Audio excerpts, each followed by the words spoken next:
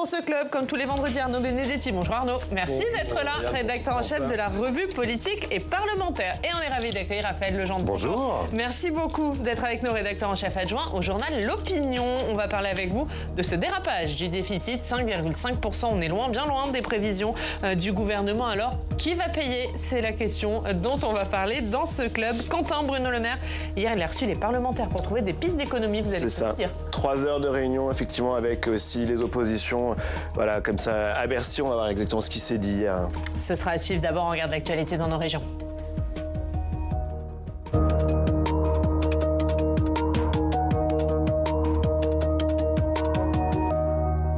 L'actualité dans nos régions, c'est avec nos partenaires de la presse régionale. On va à Bourges où on retrouve Gladys Lafitte. Bonjour Gladys, merci beaucoup d'être avec nous. Bonjour. Rédactrice en chef adjointe au Berry Républicain. Gladys, Sébastien Lecornu a annoncé au début du mois que 3 entreprises françaises allaient créer des partenariats pour produire des armes sur le sol ukrainien. Et l'une d'entre elles se trouve justement chez vous, à Bourges, dans le Cher. C'est la branche française de l'entreprise franco-allemande KNDS, Nexter, qui produit les fameux canons César et des obus. Alors, Gladys, comment, concrètement, l'entreprise est passée en mode économie de guerre ? Eh ben, il y a plusieurs aspects. D'abord, l'augmentation très nette de la production depuis le début de la guerre. En fait, pour parler très concrètement, Nexter fabrique la partie canon des canons César, donc pas ce qui est camion ni porteur, mais vraiment la partie canon qui sont ensuite assemblés dans la Loire. Et donc, de ces usines à Bourges sortent 6 canons par mois depuis le mois d'octobre 2023. C'était entre 2 et 4 avant la guerre, donc vous voyez une très nette augmentation. Et le but, c'était d'atteindre 8 par mois d'ici l'année prochaine. En tout, l'entreprise devrait sortir cette année 78 canons César. En fait, le temps de production, c'est simple, il a été divisé par 2. On est passé de 30 à 15 mois. Et Nexter, vous l'avez dit, produit aussi des obus. C'est 100 000 par an aujourd'hui. Avant, c'était 40 000 par an. Donc là aussi, une énorme augmentation de la production. Alors tout ça, ça se fait pas tout seul. Évidemment, l'entreprise a énormément embauché. On compte 730 personnels aujourd'hui, rien qu'à Bourges. Et cela devrait encore augmenter de 10% cette année, malgré la tension sur certains secteurs et aussi sur certaines matières premières comme l'acier. Donc l'enjeu, ça a été aussi d'investir pour sécuriser ces matières premières, pour sécuriser la poudre notamment, et puis aussi acheter des machines et aussi accompagner les très nombreux sous-traitants qui travaillent dans la chaîne de production. En tout, Nexter a injecté 300 millions d'euros en fonds propres. C'est à peu près 1/5 de son chiffre d'affaires. Et Gladys, augmentation de la production, d'accord, mais qu'en est-il d'un partenariat en Ukraine directement ? Alors aujourd'hui, Nexter forme déjà des personnels militaires plutôt sur ses sites en France, et l'idée maintenant ce serait d'inverser, de créer directement un partenariat sur le sol ukrainien, une sorte de centre de soutien pour pouvoir directement entretenir les canons sur place, pour pouvoir aussi fournir des pièces détachées et pourquoi pas peut-être fabriquer des munitions. C'est en tout cas ce que dit Nexter en construisant éventuellement une usine. Alors je mets beaucoup de guillemets parce que vous en doutez, c'est un sujet très sensible, c'est difficile de savoir où, quand et comment ça pourrait se passer, tout ça pour des questions de sécurité évidemment. En tout cas, l'entreprise le dit clairement, elle n'exclut pas d'envoyer son personnel directement sur le sol ukrainien. Merci Gladys, merci. La une du Berry Républicain, nos industries sur le pied de guerre, c'est à lire aujourd'hui dans votre journal et dans beaucoup de journaux du groupe Centre-France. Quentin, que vous connaissez bien, va en parler dans quelques instants. Voilà, salut Gladys, effectivement. Et ce sera dans la revue de presse. Tout à fait, on y revient tout à l'heure dans la revue de presse. Merci Gladys, merci beaucoup, merci d'avoir été avec nous. Un mot là-dessus, Raphaël Legendre, parce qu'on a vu Sébastien Lecornu tenir une conférence de presse cette semaine pour parler de l'économie de guerre, ne pas exclure d'ailleurs des réquisitions. On en est où aujourd'hui sur cette question ? On en est à peine à mi-chemin. On avait une promesse d'1 million de munitions il y a 1 an de la Commission européenne. L'enjeu, au-delà de la simple production française, l'enjeu il est européen. Bien sûr, aujourd'hui, 3/4 des munitions qui sont envoyées, 2 tiers, des munitions qui sont envoyées en Ukraine sont achetées à l'étranger, dans la moitié aux États-Unis. Et c'est donc très important pour l'effort de guerre, pour les Ukrainiens, que l'Europe augmente sa capacité de production, notamment de munitions sur le front de la guerre avec la Russie. On manque terriblement là-bas, notamment des obus qu'on va produire chez Nexter, des obus de 155 mm. Thierry Breton, à Bruxelles, a lancé un grand plan de modification de la production européenne pour augmenter les cadences. On n'y est pas tout à fait. On espère arriver aux millions de munitions au printemps prochain qui arrive. L'objectif étant encore dans un an d'arriver à 2 millions de munitions par an. Je rappelle qu'il y a 20 000 tirs à peu près par jour. Donc avec 100 000 productions dans l'année, on en est encore très très loin. Bon, on va parler finances, déficit, dérapage du déficit, puisque l'INSEE a publié cette semaine les chiffres du déficit, 5,5%. C'est loin des 4,9% prévus par le gouvernement. Alors le gouvernement, eh bien, il cherche des économies. Et Quentin, hier, les parlementaires étaient reçus à Bercy, autour notamment de Bruno Le Maire, pour trouver des idées pour réduire les dépenses. Exactement, ils cherchent des idées. Tous les présidents de groupe de l'Assemblée nationale et du Sénat étaient invités pour une grande réunion à Bercy hier, avec également le président de la commission des finances, rapporteur du budget, leurs homologues à la commission des affaires sociales. Manquaient les présidents des groupes LR à l'Assemblée au Sénat, Olivier Marleix et Bruno Retailleau, qui n'étaient pas présents. Marleix boycotté, Retailleau était quant à lui au Conseil régional des Pays de la Loire. Les communistes et le groupe Lyot de l'Assemblée nationale, dans ce petit groupe central, avec des élus ultramarins qui boycottaient également le rendez-vous. Bruno Le Maire, Thomas Cazenave, le ministre des Comptes publics, Frédéric Valletoux, le ministre de la Santé, vous les voyez sur cette photo envoyée par un parlementaire, ils ont fait un rapide point sur la situation au début de la réunion avec des précisions sur le dérapage du déficit public. Pas d'annonce concrète à la sortie hier. Non, l'idée était donc bien d'avoir comme cela aussi les idées de ces groupes politiques de l'Assemblée et du Sénat. Regardez à la sortie le dépit du président du groupe socialiste, Patrick Kanner. Il nous a dit sur Public Sénat, c'était une réunion assez lunaire. On avait l'impression d'être dans une commission des finances élargie avec un ministre de l'économie, un ministre du budget sûr de leurs faits, faisant quasiment une forme de faveur à nous recevoir. On va écouter, mais nos choix sont faits. C'est le sentiment que ça m'a donné. Pas sûr d'ailleurs que les socialistes retournent à Bercy pour une nouvelle rencontre. Ils veulent que le débat se passe au Parlement, aussi via un projet de loi de finances rectificative. La gauche en son ensemble qui a redit hier dans cette réunion qu'il fallait à nouveau poser le débat des recettes et pas seulement de la réduction des dépenses. Comment auront lieu les annonces du coup ? Les annonces seront pour le mois prochain, c'est ce qu'on a appris.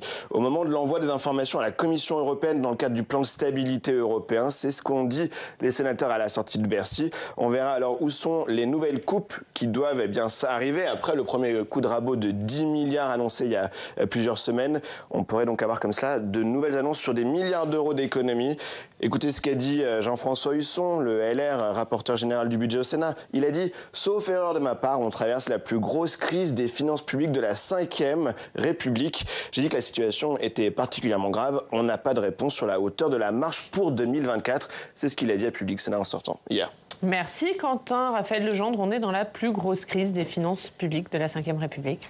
C'est alors la plus grosse avant la prochaine, très certainement. Mais en tout cas, on est sur une très, très grosse surprise.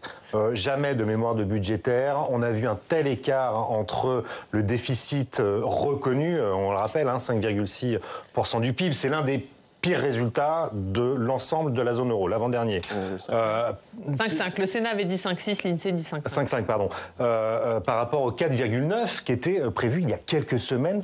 Dans le projet de loi de finances. Un tel écart, ça n'existe pas normalement en réalité. D'où la polémique politique, évidemment, qui a suivi derrière, et notamment ici avec la majorité sénatoriale, et un contrôle du, vous l'avez dit, rapporteur du budget Jean-François Husson, il y a quelques jours à peine à Bercy, pour expliquer que dès la fin d'année, dès l'automne, dès la fin d'année 2023, eh bien, des notes avaient circulé de l'administration, alertant sur un trou au niveau des recettes, notamment, puisque c'est bien ça qu'il manque, des recettes.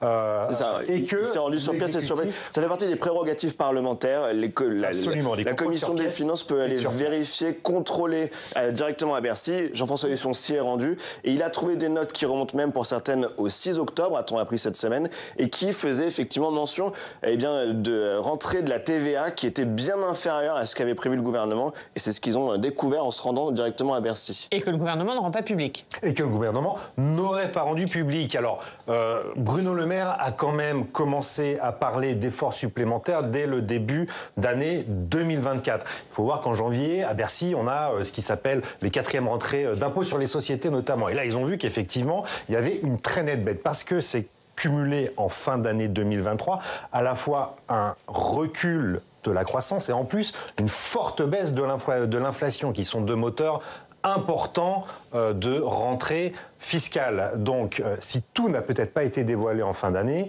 dès le début 2024, Bercy a commencé à corriger le tir avec ces fameux 10 milliards d'euros d'économies annoncées, ce qui est quand même extrêmement rare en tout début d'exercice budgétaire. Mais il semblerait que, en réalité, le trou était bien plus important et on devrait peut-être connaître le contenu de ces notes dans les jours qui viennent, puisqu'elles devraient être normalement... L'exécutif s'est engagé à dévoiler... Alors, pas toutes les notes, pour l'instant, l'exécutif, hier dans les parlementaires, s'est engagé à dévoiler celle de décembre. Voilà. Alors pas celle d'octobre. Voilà, visiblement, il y avait des alertes dès le mois d'octobre. Je peux vous dire qu'il y a une meute journalistique qui est en train de les chercher ces notes, et je pense que... Dont vous, on n'en doute pas, Raphaël. Elle devrait sortir. Suivez l'opinion dans les prochains jours.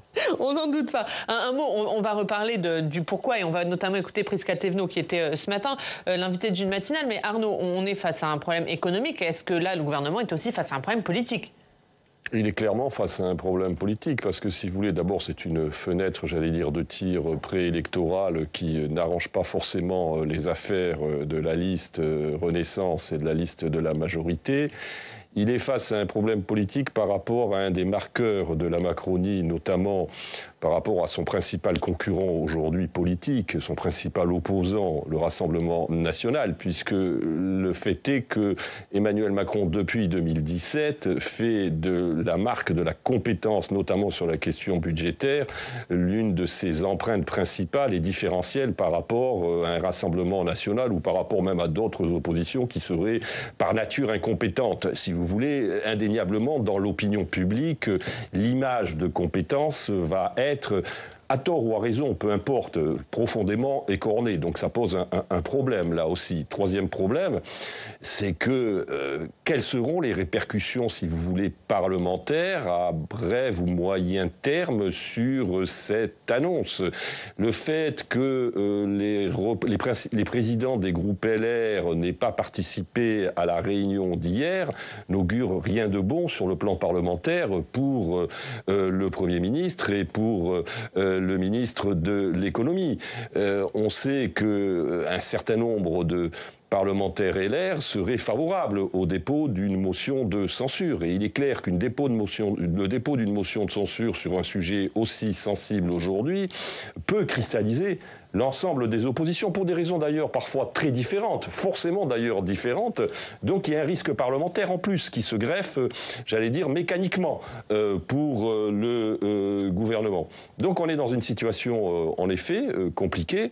Ensuite, si vous voulez, l'autre sujet, c'est les mesures qui seront prises pour essayer, d'une manière ou d'une autre, de dépasser cette situation budgétaire extrêmement difficile et extrêmement contraignante, auront des impacts, j'allais dire, sociopolitiques.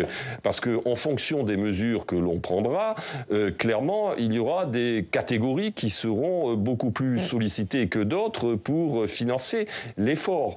Donc ça aussi, ça aura un impact, j'allais dire, politique et électorale. Et comme ces mesures doivent être annoncées, encore une fois, dans une fenêtre de tir qui est une fenêtre de tir préélectorale, ça ne fait pas forcément, en tout cas dans le contexte électoral que l'on connaît, les affaires du gouvernement. Et on va revenir, parce que vous avez dit beaucoup de choses là, Arnaud. On va revenir sur la motion de censure, mais au début de votre intervention, vous parliez d'incompétence. Le gouvernement se défend de cette accusation d'incompétence. On va écouter Prisca Thévenot, la porte-parole du gouvernement, invitée ce matin de la matinale de CNews. Mais pourquoi cette dette, en fait ?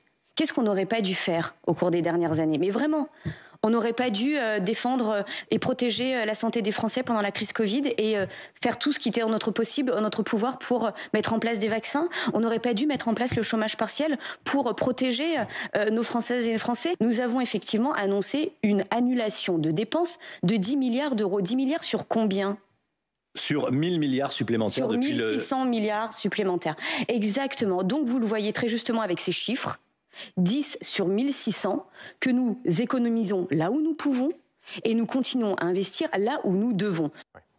Qu'est-ce que vous pensez des arguments de Prisca Thévenot, Raphaël Legendre ? C'est les arguments qui avaient été repris par Emmanuel Macron dans son débat face à Marine Le Pen en 2022. Ouais. Marine Le Pen qui déjà, et qui continue aujourd'hui, c'est un argument politique très fort au RN dorénavant, d'expliquer qu'Emmanuel Macron est en train de plomber les finances publiques du pays. Et il lui avait répondu que qu'auriez-vous fait en tant que présidente, ne fallait-il pas sauver l'économie française, etc., etc. Alors le problème, c'est que comme l'économie n'est pas la majeure de Marine Le Pen, elle n'avait pas su répondre aux arguments techniques et chiffrés d'Emmanuel Macron. Sauf que elle n'avait pas tout à fait tort, dans la mesure où, à la fin de l'année, là, a priori, Emmanuel Macron arrivera à lui tout seul à 1 000 milliards de dettes supplémentaires en France. 1 000 milliards, c'est à peu près un tiers de l'ensemble de la dette historique française. La crise de la Covid, c'est 280 milliards d'euros. Donc ça veut dire que 3/4 de l'augmentation de la dette que nous aurons subie, c'est une augmentation des dépenses courantes. C'est aussi, attention, un réarmement de l'État, c'est-à-dire les Français souhaitent davantage et de meilleurs services publics. Ils ont droit, c'est eux qui payent le plus d'impôts au monde. Et donc on a mis beaucoup d'argent dans la santé, dans l'école, dans la police, dans la justice, et Dieu sait qu'il y en avait besoin. Mais les dépenses continuent, sous les dépenses exceptionnelles de la crise, à progresser très fortement. Alors la réponse d'Emmanuel Macron pour établir les comptes publics, qui était quand même un de ses marqueurs en 2017, a toujours été de dire « oui, mais moi, je mise sur la croissance pour faire des rentrées fiscales ». Le problème, c'est que la croissance, comme l'éolien ou le solaire, c'est une énergie intermittente. C'est une énergie, somme toute, assez faible en France, en plus, puisque la croissance potentielle du pays est autour des 1%. Donc cette croissance, des fois elle est là, des fois elle ne l'est pas. Là, en ce moment, elle ne l'est plus. L'inflation est tombée et donc c'est un gros trou d'air. Les dépenses, elles continuent. Vous n'avez plus les rentrées fiscales. Résultat, on a un déficit qui se creuse très fortement. Et donc, en fin d'année, une dette qui continue inexorablement de croître. Et donc, des économies à trouver. Arnaud, politiquement, c'est là que ça devient compliqué pour le gouvernement qui martèle qu'il n'augmentera pas les impôts. Est-ce que c'est tenable ? Je ne sais pas si c'est tenable. Nous allons voir ça dans les jours et dans les semaines qui viennent. Ce qui est sûr, c'est que, si vous voulez, pourquoi il tient ce discours ? Parce que une partie de son électorat, globalement les classes moyennes supérieures et les CSP+, font en effet de la baisse de la pression fiscale l'une de leurs aspirations politiques très fortes. Donc aujourd'hui, si vous voulez, tout est à ramener au socle électoral d'Emmanuel Macron. Le socle électoral d'Emmanuel Macron, c'est 21-22% au premier tour de l'élection présidentielle et une sociologie qui est une sociologie pour l'essentiel de classe quand même moyenne supérieure et de classe supérieure. Donc, peut-il leur envoyer un signal qui est un signal aussi désastreux à leur encontre ? C'est en effet, en tout cas, extrêmement difficile pour lui. Après, est-ce qu'il va s'attaquer à la TVA ? Mais la TVA, c'est des classes populaires, c'est une partie des classes moyennes. Si vous voulez, il n'y a pas de bonne solution pour le gouvernement. Il y a un autre élément aussi, un autre élément conjoncturel, c'est qu'on a quand même 2 agences de notation qui vont réactualiser leurs notes, l'une, je crois, au mois d'avril et l'une au mois de mai. Il y en a 2 le 26 avril et une le 31 mai. 31 mai, et là aussi, à un mois de l'élection européenne, à quelques jours du 9 juin pour la seconde, on voit mal comment, je veux dire, à ce stade, la France échappe à une dégradation. Enfin, ça me paraît, je veux dire, en tout cas, une hypothèse qu'il ne faut pas totalement exclure. Et on sait très bien que cette dégradation aura, là aussi, un impact sur sur notre capacité d'emprunter. Donc, on est, si vous voulez, dans une mécanique qui est extrêmement difficile et compliquée. Et politiquement, il est évident que ça aura un coût et que ça aura vraisemblablement un coût électoral. Il y aura un coût électoral et est-ce que, parce que là la question que les Français se posent, alors même si Gabriel Attal a redit qu'il n'augmentera pas les impôts, mais est-ce qu'il pourra ne pas augmenter les impôts jusqu'à la fin du quinquennat, Raphaël ? En tout cas, il y a une très forte pression, y compris de la majorité, pour augmenter ses impôts. Gabriel Attal a dit sur TF1 effectivement mercredi soir, ces 2 lignes rouges sont pas d'impôt sur les classes moyennes et pas d'impôt sur ceux qui donnent du travail aux Français. Je rappelle que l'objectif cardinal de ce quinquennat est d'atteindre le plein emploi et donc pas d'impôt sur les entreprises. Sauf a-t-il dit, car il y a toujours un mais dans ces cas-là. On n'augmente pas les impôts, mais... Et donc, il faut regarder ce qu'il y a toujours après le mais. Et Gabriel Attal a parlé de cet acronyme affreux qui est la CRIM, la contribution sur les rentes inframarginales des énergéticiens. Alors souvenez-vous, en 2022, on avait déjà eu ce débat sur les surprofits qui devaient concerner les armateurs, les transports maritimes et les énergéticiens. Bruno Le Maire, à l'époque, avait dit d'ailleurs qu'il ne savait pas ce qu'était un surprofit. Bon, il semble que finalement on ait trouvé la voie, puisque dans le budget 2023, on a mis en place cette CRIM, sauf que la CRIM ne paie plus. L'État comptait collecter 12,3 milliards d'euros avec cette taxe sur les énergéticiens. On a eu les chiffres finaux il y a quelques jours, 300 millions. C'est 10 fois moins. C'est des groupes très organisés qui savent très bien aussi comment échapper à l'impôt. Optimiser, voilà. C'est tout le problème de la fiscalité, c'est-à-dire pas échapper, optimiser. Oui, non, mais loi, avant de se faire plumer, en général, essaie d'échapper aux chasseurs. Donc c'est le problème avec la fiscalité, comme avec la croissance, qui est une énergie intermittente. La fiscalité, les acteurs en face sont mobiles, sont statiques, s'organisent. Là, en l'occurrence, si les recettes sont effondrées, c'est aussi parce que le marché de l'électricité a énormément baissé. Et donc, l'outil fiscal reste quelque chose de très compliqué à manier. 1, parce que les acteurs s'adaptent. 2, parce que je rappelle que toutes les révoltes en France viennent toujours de l'impôt. Toujours, y compris la Révolution française. On a quand même connu les gilets jaunes, on avait eu les bonnets rouges avant ça. François Hollande a quand même essayé cette hausse d'impôt pour rétablir les comptes publics en 2012, 70 milliards d'euros sur le pays, ça a tué la croissance et ça a fait le ras-le-bol fiscal. L'outil qui reste vraiment à la main de l'exécutif, c'est la maîtrise de la dépense publique, c'est le seul. Et un mot sur ces super profits, Arnaud, parce que ça crée des problèmes, là, pour le coup, au sein même de la majorité, cette question des super profits. Bruno Le Maire, il freine, et on a Yaël Braun-Pivet et François Bayrou, qui, eux, y sont favorables. Oui, si vous voulez, en plus, c'est vrai qu'on est en...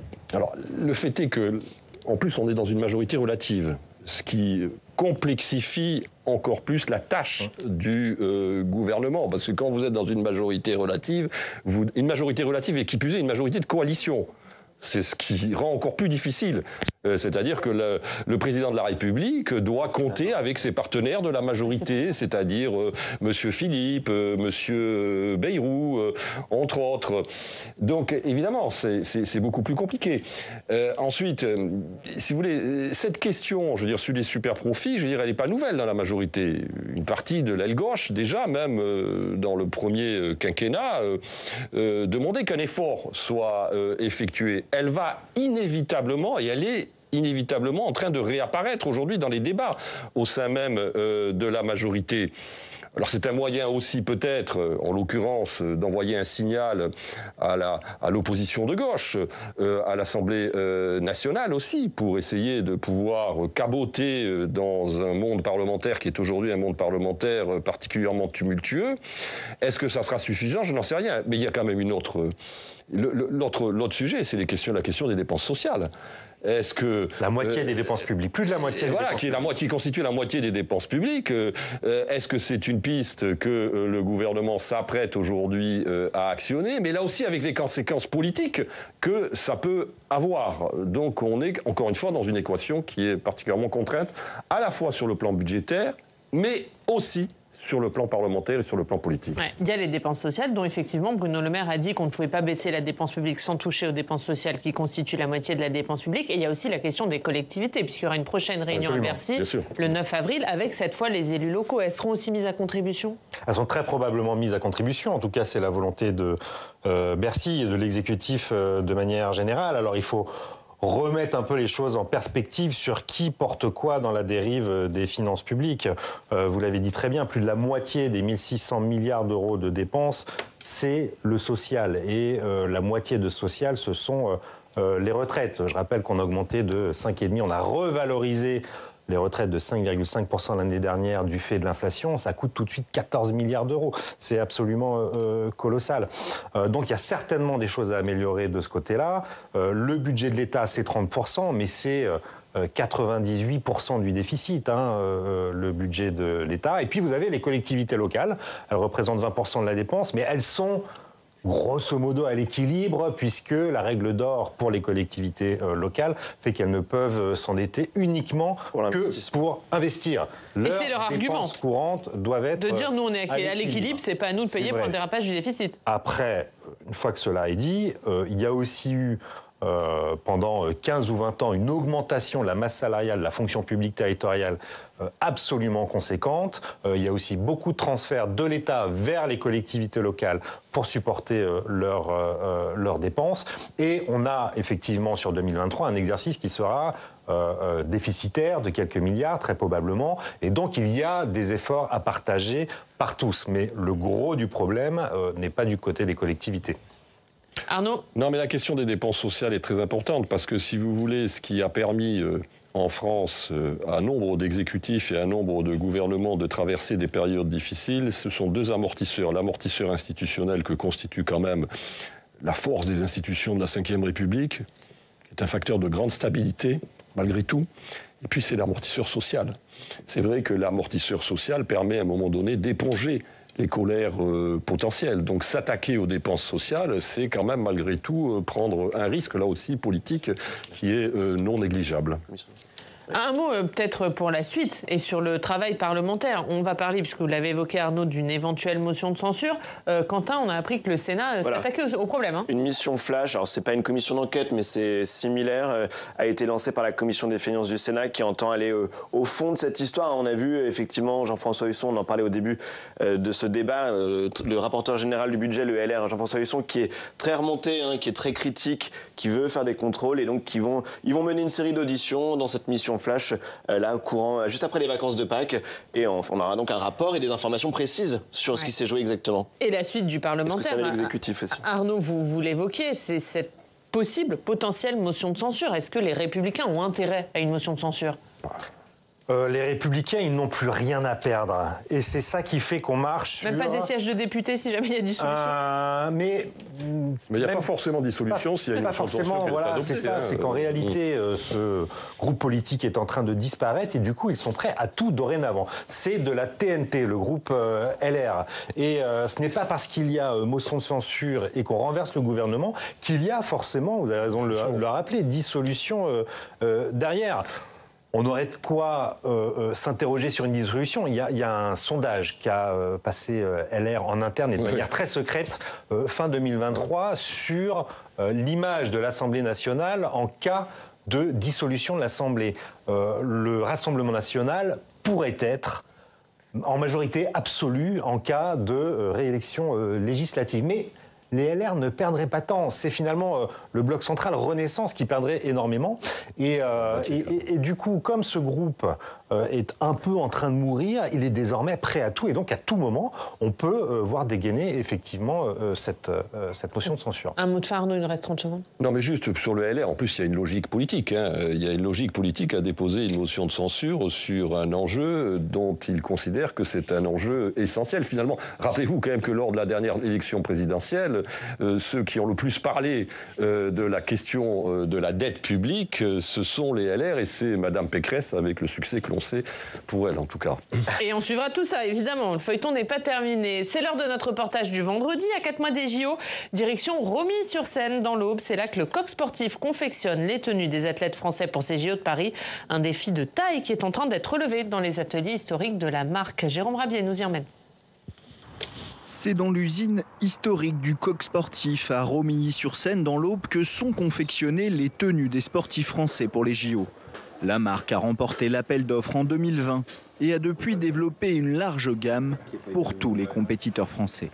Et donc vous avez devant vous le vestiaire de l'équipe de France avec sur la droite des produits training.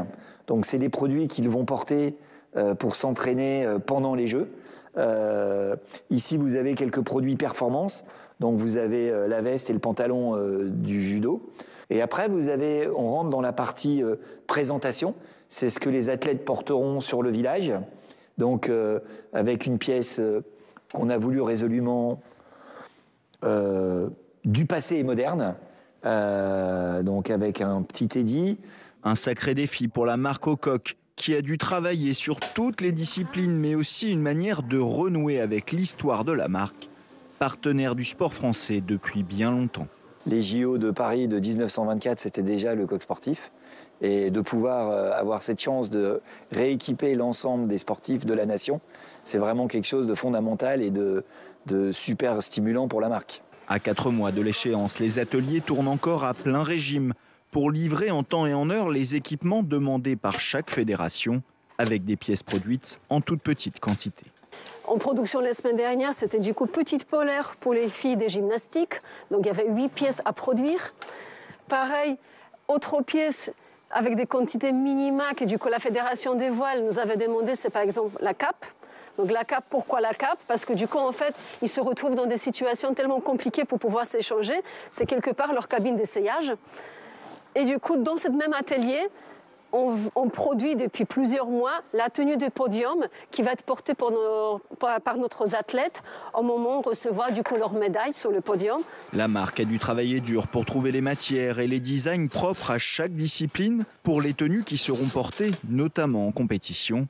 Mais pour le coq sportif, un investissement sur l'avenir avec des inspirations qui pourront rester dans les collections. La collection skate, elle était intéressante de travailler pour le coq sportif parce que ça montrait du coup autre savoir-faire qu'on peut du coup intégrer dans notre collection. Là, typiquement, on avait travaillé du coup du chaîne tram, une petite chemise style crop top pour pouvoir justement fournir pour les besoins au moment des compétitions.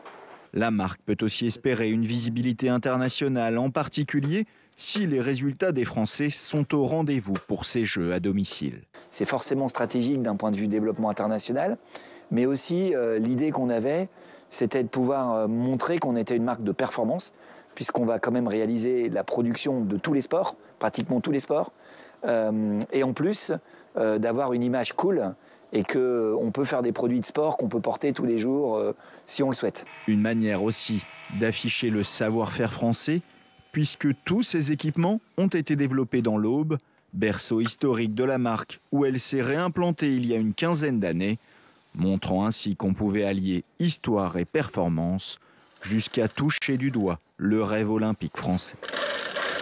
Et voilà pour ce reportage à 4 mois des JO. Quentin, on regarde ce qu'elle a une de nos quotidiens régionaux. C'est parti.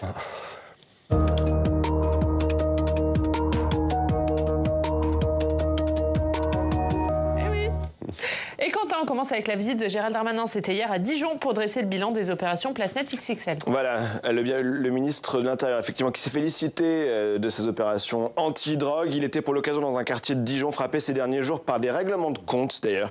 Il a parlé de 1357 interpellations au niveau national depuis le lancement de ces opérations PlaceNet lundi. 67 interpellations rien que pour Dijon. Nous mettons durablement de côté des trafiquants notoires, a dit Gérald Darmanin. Les réquisitions d'industriels pour développer une économie de guerre, c'est à la une de plusieurs journaux régionaux. Oui, on en parlait tout à l'heure avec Gladys, c'est tous les journaux du groupe Centre-France, mais aussi on le voit à la une de La Dépêche à Toulouse. Dans ce journal, on apprend que la France est devenue le 2e exportateur mondial d'armes, derrière les États-Unis, mais devant la Russie et la Chine. Le ministre des Armées était en visite à Bergerac cette semaine dans une poudrerie. Il veut notamment imposer à certains industriels des stocks pour produire plus rapidement. La Provence raconte la mise en situation qui s'est jouée hier au Haut-Vernay. Oui, vous savez, c'est dans le dossier de la disparition du petit Émile le 8 juillet dernier. Sur la photo de une, on voit le grand-père du petit garçon avec un chapeau qui discute avec un gendarme. Le journal qui publie des photos de la mise en situation qui s'est tenue hier dans une atmosphère pesante. À chaque fois, la position de chacun était très minutieusement disséquée, quitte à faire répéter un mouvement à la lumière des déclarations initiales, écrit le journal. Et évidemment, on termine avec les chocolats de Pâques. Voilà, le goût amer du chocolat, écrit le courrier Picard, avec une forte hausse du prix du cacao, un record historique, $10 000 la tonne mardi à New York, la cause d'une forte demande et une forte baisse de la production en Afrique de l'Ouest. Les prix s'envolent, donc plus 5% pour les prix dans les grandes surfaces. Et je termine avec un petit coup de cœur pour les créations en chocolat, vous les voyez, vues en Alsace. La mode est au lapin au chocolat. Vous les avez pris pour votre chasse aux œufs, du coup. Voilà, c'est très joli, non? Ouais, c'est très très beau. Merci Quentin, merci beaucoup. La une de l'opinion, Raphaël, 5 vérités pour sortir des clichés. C'est à lire. Oui, absolument. C'est un excellent papier de ma consoeur Marie-Amélie Lombard-Latune suite à la démission du proviseur dans le 19e arrondissement de Paris. Et donc, 5 problèmes à adresser pour traiter la question de la laïcité à l'école. Et c'est à lire aujourd'hui dans l'Opinion. Et Arnaud, la une de la revue Politique et Parlementaire, c'est toujours le travail, permanence et mutation. Et avec une interview de votre interlocuteur précédent, Benjamin Stora, évidemment. Merci beaucoup, merci Arnaud, merci Raphaël d'être venu, merci Quentin. Merci. On se retrouve mardi, Bon week-end après de Pâques. un week-end de Pâques. Bon week-end de Pâques à tous.